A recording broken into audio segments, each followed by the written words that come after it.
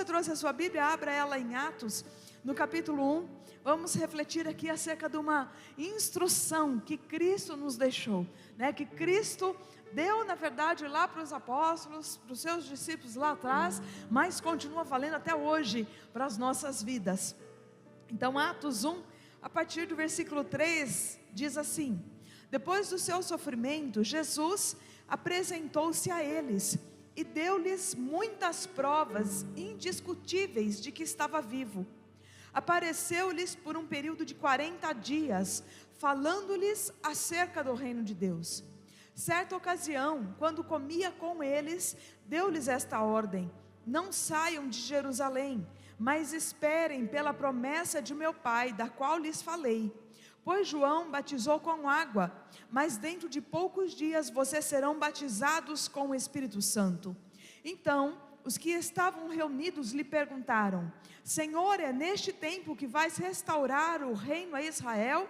E ele lhes respondeu: não lhes compete saber os tempos e as datas que o Pai estabeleceu pela sua própria autoridade, mas receberão poder quando o Espírito Santo descer sobre vocês, e serão minhas testemunhas em Jerusalém, em toda a Judeia e Samaria, e até os confins da terra. Amém? Pode fechar sua Bíblia aí. A gente desde criança, não é? Quando a nossa mãe falava assim, não põe a mão aí, o que a gente falava? Por quê? Não vai lá fora, e a gente? Por que não? Não é? Ah, fulano vai, você não vai. Mas por que eu não? Não é? Então a gente sempre teve esse negócio de querer entender os porquês da vida. Por quê? Porque se a gente, por quê, né? Porque se a gente souber, a gente fala assim, peraí, eu tenho o direito de discordar e dar a minha opinião. Mas se eu só não pode porque não pode, como é que eu vou saber se eu posso estar de acordo ou não? Não é? As lutas que a gente trava hoje, o que a gente faz? Você enfrenta a luta, não enfrenta? É só pro lado de cá do altar, né? Que a gente enfrenta uns trem. Não, e de vez em quando a gente também faz a mesma pergunta, não faz? Por que, Deus, essa tribulação? Meu Pai amado, por que eu?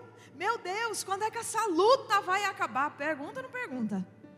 Se esse crente que está perto de você não perguntar, você pode dar uma anjada, né? Na cara dele assim, pergunta assim que eu já escutei e estou falando. Não é? Não tem mais. Eu conheço uma pessoa que diz assim, ó: Senhor, não tem mais ninguém na face da terra para esse capeta perturbar a vida dele? Só existe eu. Conhece? Você está falando com ela. Sou eu mesma que falo esse tipo de coisa. Então muitas vezes a gente está aí perguntando para o Senhor, até quando e por que eu? Mas Jesus estava ensinando a eles o quê? Estava dando a eles uma instrução. Como é que eles deveriam lidar dali para frente, né?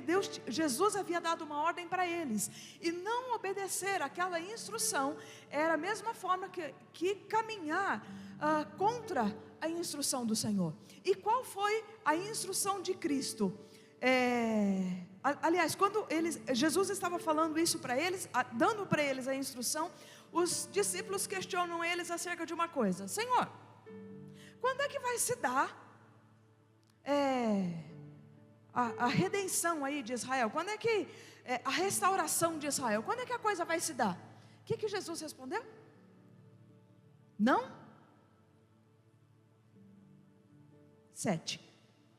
Não compete saber. Olha aí para quem está perto de você e fala assim: muitas vezes o porquê não compete você saber. Fala assim: muitas vezes até quando não compete saber. Então quando a gente fica se detendo em querer saber o porquê, até quando que o Zé vai na igreja e não vai se mover para se casar? Até quando que a Zefa vai na igreja e vai continuar sendo uma mulher rixosa e não vai ser a mulher virtuosa? Até quando que vai ter essa luta na minha vida? Olha aí para quem está perto de você e fala assim: não te compete saber. Acontece que muitas vezes, e aí quando a gente se detém nisso, a gente não cumpre a instrução que o Senhor deu, que é o quê? Permanecer em Jerusalém, até que do alto sejais revestido de poder, e sereis minhas testemunhas em Jerusalém, Samaria e toda a Judeia. Nós não fomos chamados para entender o porquê, mas nós somos chamados para testemunhar o poder de Deus. Acontece que enquanto nós quisermos entender o porquê, nós vamos estar ocupando o nosso tempo e não vamos nos revestir de poder para testificarmos. Entenda que é uma estratégia do inimigo ficar lançando essas setinhas. Mas por que você? Mas não tinha mais ninguém na face da terra? E você está indo na igreja, não sei por quê, porque nada muda na sua vida. E você tem certeza? Acho que esse Deus aí seu é meio fraco. Você já percebeu que depois que você foi na igreja as coisas começaram a ficar pior? Não é? São setas que vêm na nossa vida para a gente se deter nos porquês, se deter na batalha, se deter na luta, ao invés de buscar o quê? A instrução que Cristo deu, que é nos revestir de poder, nos revestir de autoridade. Quando é que nós somos revestidos de autoridade? Quando nós mantemos comunhão com o Espírito Santo. Enquanto nós não somos revestidos de autoridade, sabe o que acontece? A gente mete os pés pelas mãos, a gente age pelo nosso desejo, pelo nosso jeito de ser. Jesus, quando estava lá no Getsemane, o que Pedro fez?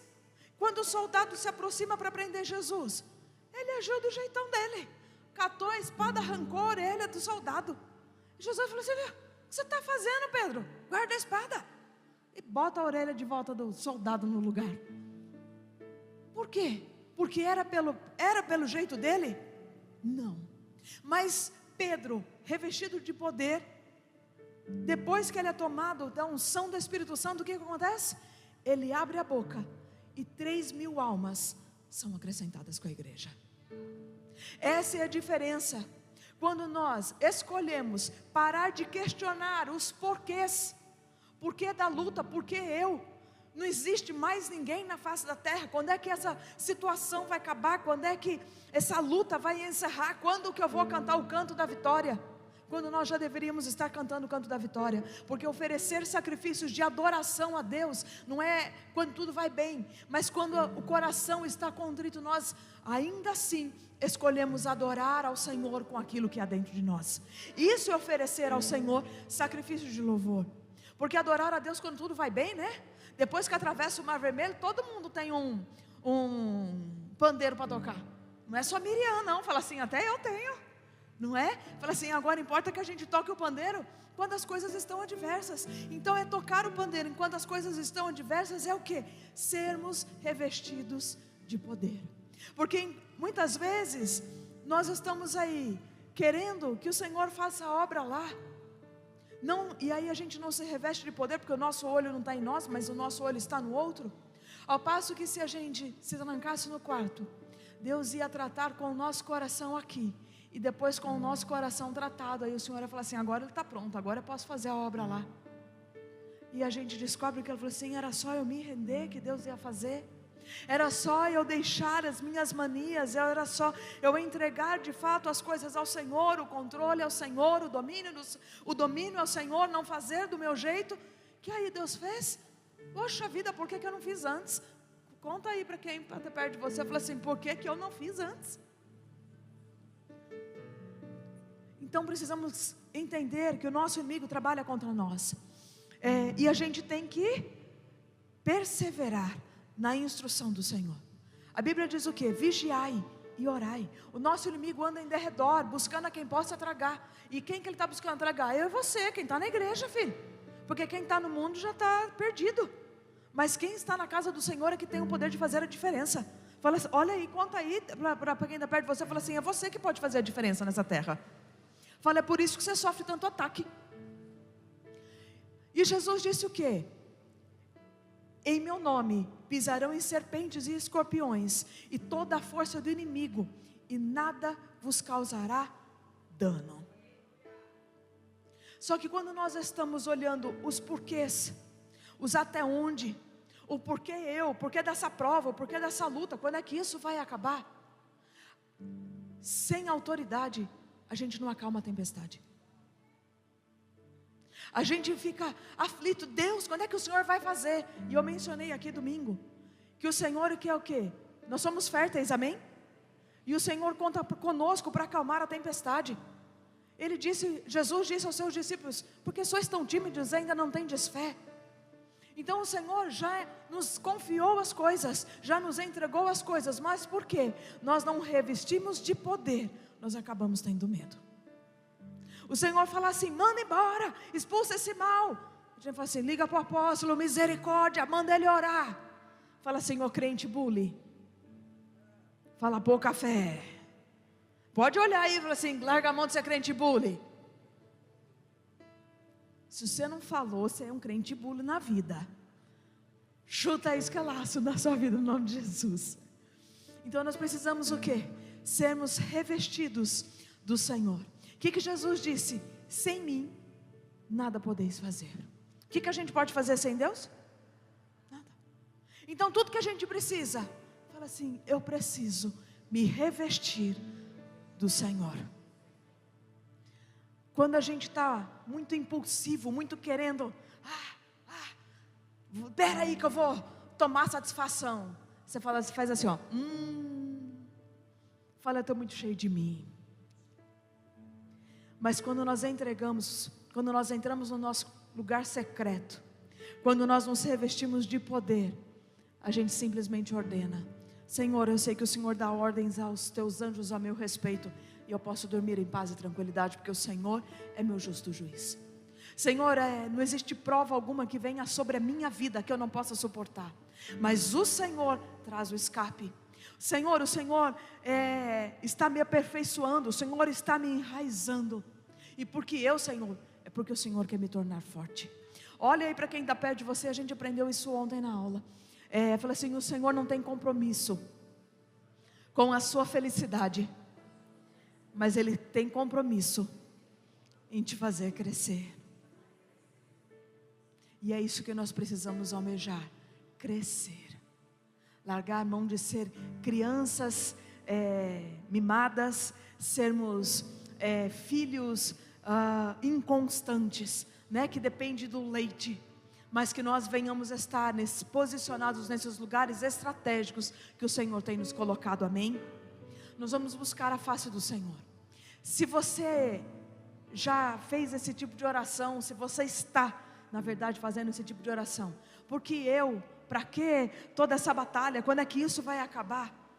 Peça perdão agora, fale assim: Senhor, me perdoe por ter questionado as batalhas, o seu modo de trabalhar na minha vida. Quem é o barro, Senhor, para questionar o olheiro, faz assim ou faz assado?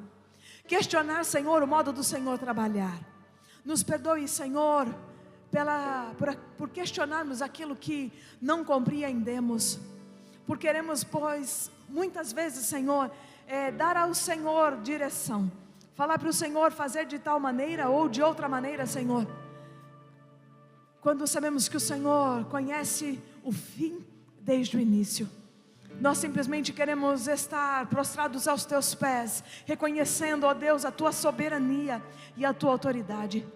Tu podes, ó Deus, fazer nas nossas vidas aquilo que Tu bem desejares, da forma que o Senhor bem desejar, pois sabemos que o Senhor Deus, o Todo-Poderoso, está conosco e não permitirá que os nossos pés tropecem, que os nossos joelhos vacilem, Senhor.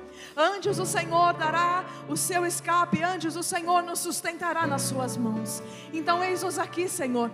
Cumpra, Pai, o Teu querer, e que sejamos revestidos de poder, que sejamos, Senhor, revestidos de autoridade, para testificarmos, Senhor, a boa obra do Senhor nas nossas vidas. Sabemos, Pai, que tudo é para o Senhor, tudo é por meio de Ti, para a Tua honra, para a Tua glória. Nós somos, Pai, instrumentos em Tuas mãos.